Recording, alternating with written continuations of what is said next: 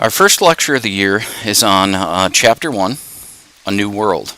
And this is really the conversation that centers around European exploration of the Western Hemisphere and the consequences, good and bad, of that. So, first off, how do the Americas, historically and scientifically speaking, ever even get populated?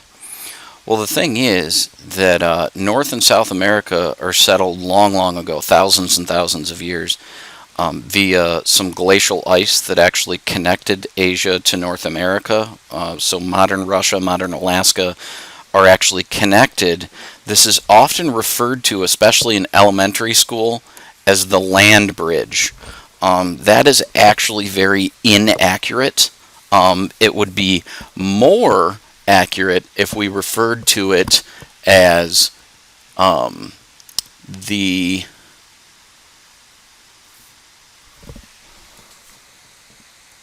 ice bridge. Not that big of a deal. This is not something that's probably going to pop up on a Regents exam, but nonetheless it's something that you should know. It's untrue to say the land bridge. There is not so much exposed land as there was glacial ice connecting the two. Now, one of the common misconceptions among historians in the way they portray this to the average person, the average public, is that civilizations in the Western Hemisphere were in some way, shape, or form behind those of Europe. Nothing could be further from the truth. There were quite advanced civilizations going on in the Western Hemisphere at the time. You have Western natives that we are most familiar with their nomadic lifestyle in the Great Plains. Very, very well depicted by the film Dances with Wolves. I would strongly suggest, if you've not seen this film, that you take advantage of seeing that if you can, because it is dynamite. It's one of my favorite movies. It's Academy Award winning, and for a reason. Then, a little lesser known, because there's not so much Hollywood movies or anything made about this, are the mound builders of the Mississippi River Valley. These mounds manipulated the land masses of the area so that they could better control how they grew their crops via the yearly flooding of the Mississippi River.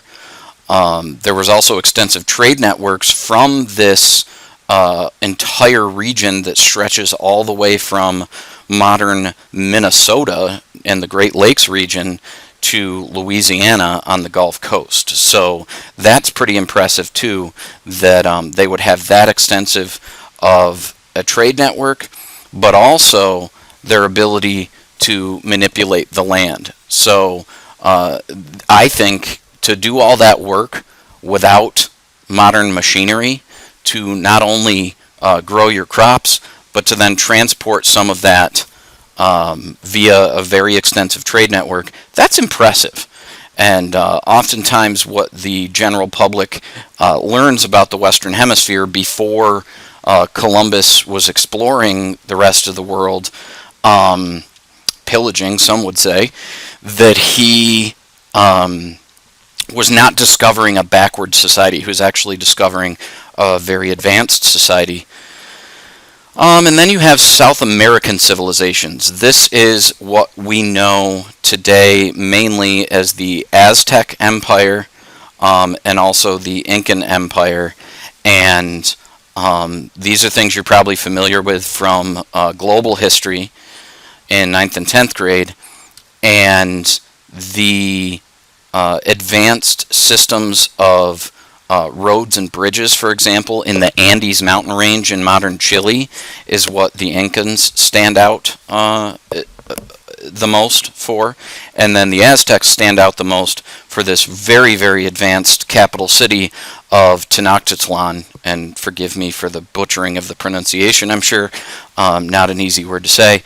But these South American civilizations are actually the ones that the Spanish begin to colonize after Columbus, quote-unquote, discovers conquers is really a better word to use, the Americas, because when he returns and tells Spain and the Spanish royalty that funded his expeditions to the Western Hemisphere that there's possibly precious metals or jewels or things available in this new world, they come in like the Death Star in Star Wars and absolutely rape, pillage, and burn is a term generically used to describe when you just come in and there's no mercy. Everything you consider it to be yours.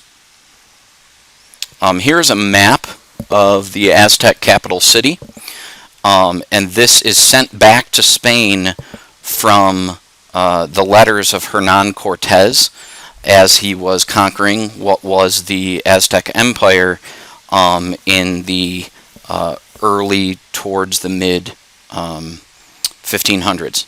This would be after Columbus's expeditions in the late 1400s. Now, what are we very familiar with? Well, we, being from central New York, are extremely familiar with the Iroquois of what was at this time just a region of North America, but is now known as New York and Pennsylvania. You can see where some of the lands, and actually this map doesn't do a very good job, really go all the way into what is today northern Pennsylvania. Anyway, the Iroquois, it's something that we are much more familiar with, given that we are from central New York. I've always said to students over the years that we kind of take it for granted that being from central New York, we know more, particularly here in Lafayette Central Schools. We know more about Iroquois culture than the average person does. When you go off to college, when I was at SUNY Cortland, when I was a student, and you get silly questions like, do they still live in teepees? And it's rather silly to you because you know better, but the average person really does not. So you should appreciate the atmosphere under which you've been educated here in Lafayette Central Schools, because you've been exposed to a lot that a whole lot of other people, not only from all over the rest of New York State, but the rest of the country, really have no concept of. Some of what I'm talking about is the idea of the Iroquois confederacy and how really some of these concepts that the Iroquois used to structure and run the day-to-day operations of their own society were built right into what the Founding Fathers eventually created in the Constitution, or before that, the Articles of Confederation, and the term confederacy. So these various tribes were at each other's throat, really, through generations of war before the Confederacy brought everything together to maintain peace. And having this organized confederation allowed the Iroquois to be far more effective at resisting European control, mostly the British and French, than the South American indigenous populations had attempting to resist the Spanish.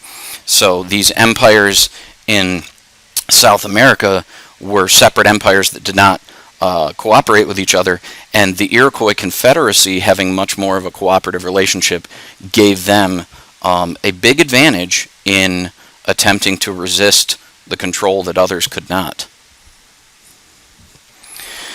Now, some other tribes in the southeast of what is today the United States. You can see a modern map recolored to show you, for example, Cherokee territories. The Cherokee are most known, unfortunately, for the Trail of Tears forced by the Andrew Jackson presidential administration. And you can see here the Cherokee lands and what becomes very much a sticking point during the Jackson presidency and the removal are lands, and it turns into a Supreme Court case, we'll learn about it later, lands in northern Georgia. This is a big sticking point that leads to the famous Supreme Court decision in Worcester versus Georgia, but then also the Trail of Tears, unfortunately, because Jackson ignored the decision of the court. More lands that were affected as time went on. Most famous would be the Cherokee in Georgia and the decision in Worcester versus Georgia, but the Choctaw in what is a majority today Mississippi, but also parts of Alabama and the Gulf Coast. It would also include parts of Louisiana here. Anyway, the Choctaw were also affected by Jackson's decision making.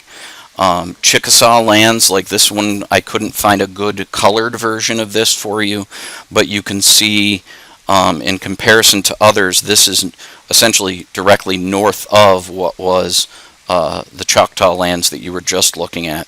It is more northern Mississippi, northwestern Alabama, and into western Tennessee and southwestern Kentucky. This is, of course, in general. This is not hard boundaries the same way that Europeans would view boundaries at this time, and we'll get to that, how they viewed property and lines of ownership and things like that very differently. The Creeks and what comes to be known as northern Florida in what is today the United States was still under Spanish control throughout early colonial and American history, but the Creeks are in what is really northern Florida. And lastly, the Seminoles, which are largely central Florida. If you recognize the map of Florida, the Florida Keys are down here. The Chickasaw lands were off the map up here, and the Seminoles lived predominantly in central Florida.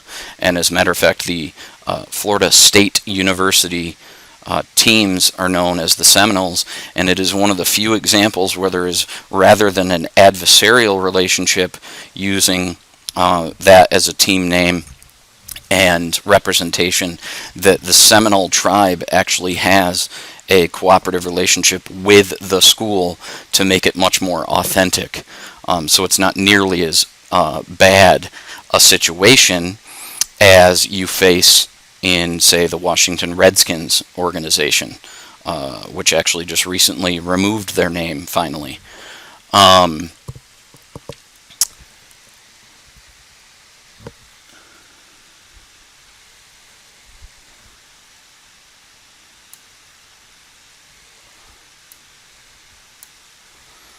And you can see here an overall picture in general.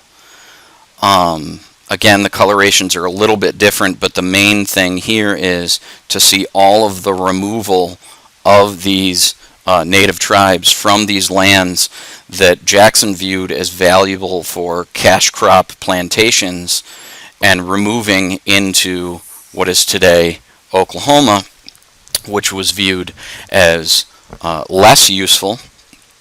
And then later in American history, natives are removed even from lands in Oklahoma.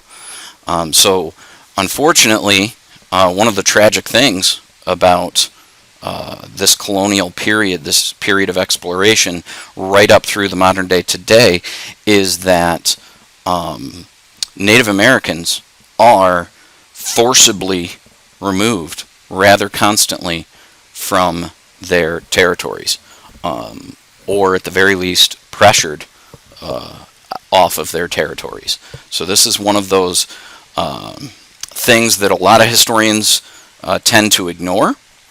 They try to just avoid this, not because they want to be disrespectful, but because they're afraid of talking about it and afraid of being insulting. And I guess I take a different perspective, that nothing could be more insulting than not recognizing the tragedy of the past and learning from it.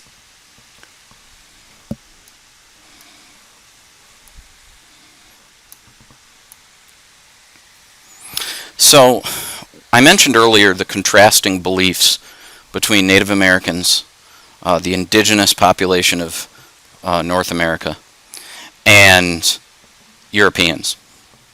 Native American beliefs